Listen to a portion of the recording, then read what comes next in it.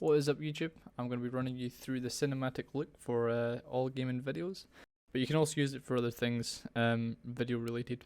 This is going to be used on Sony Vegas Pro 13.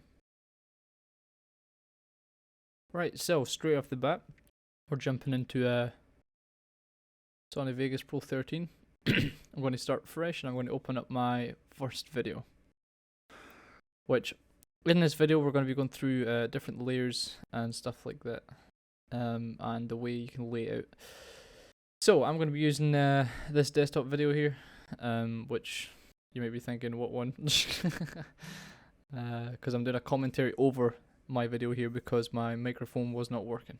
So first of all, we're going to insert the video that we're going to be using, and then we're also going to create a new video tab, right click, and insert generated media, and it's going to be a solid color.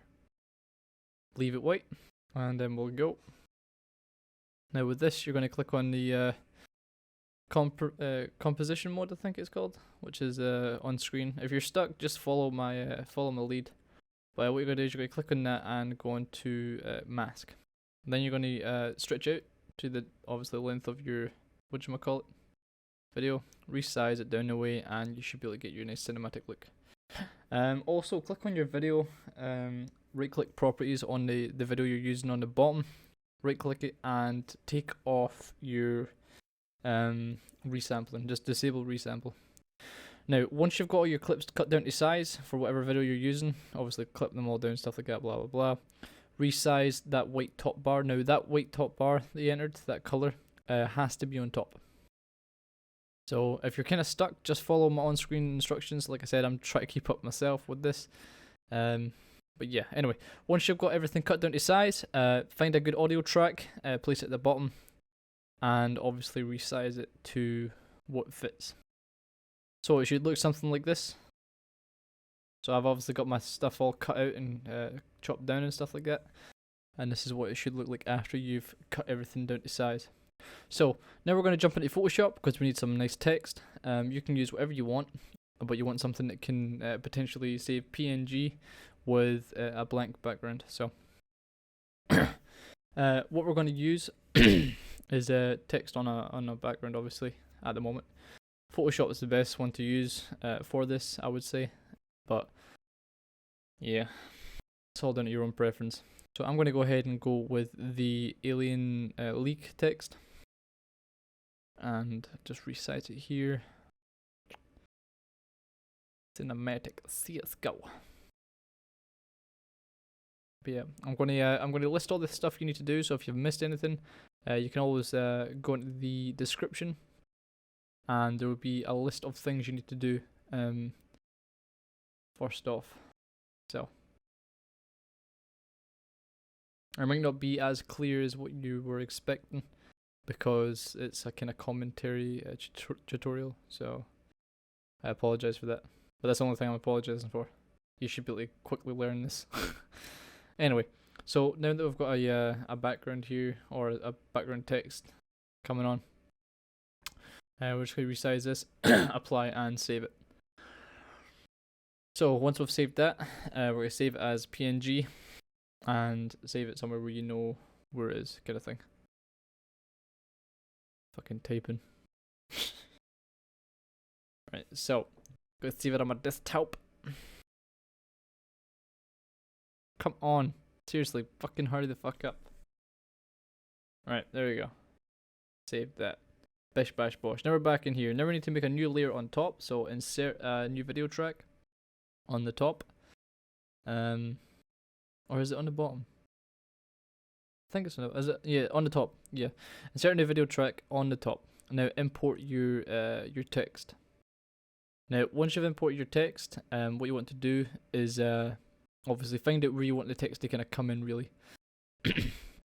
And then you want to kind of resize it. So disable resampling so it doesn't all fuck up and go all blurry and shit. Which my end video might be blurry because I've rendered it and then put it back in to get it re-rendered again in this video. So if it's blurry, then that'll be why. Anyway, so you want to kind of resize it. And this is how you do such. Get it nice and in the middle. Now, once you've resized this, what you want to do is you kind of want to find out where you want this text coming in.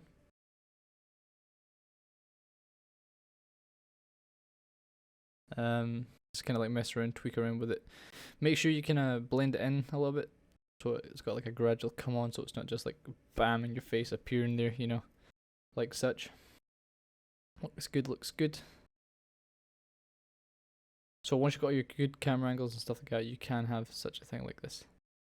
For the next part of the video, we're going to work on the moving text, so you can make it move.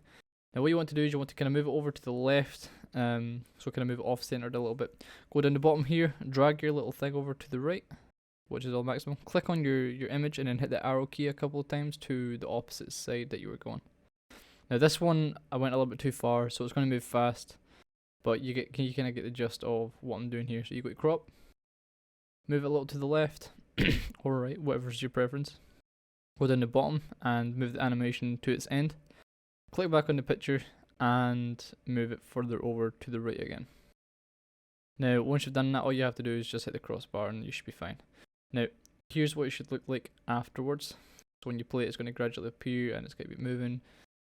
So you can grab the gist of that. Obviously these are too fast, but I did change them out for the end of the video. So once you've done that,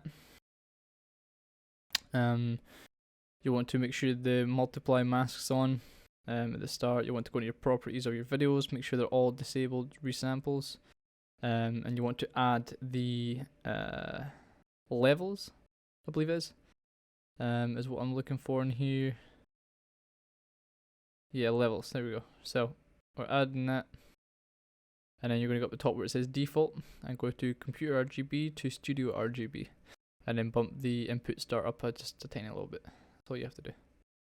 Once you've done that, go back in there, add another plugin, and what you want to do is the Sony color corrector, and you want to kind of tweak them a little bit to your kind of standard, I guess, what you like personally. I like a little tinge of blue to mine and a little tinge of kind of yellow, so it kind of looks a little bit faded. So that's what I like. Now, once you've done this, you've got like a really nice kind of cinematic look to things. And this is the kind of end result here is what we've got. So once we've got that in here, I'm going to save that and I'm going to render it and you're going to get a preview.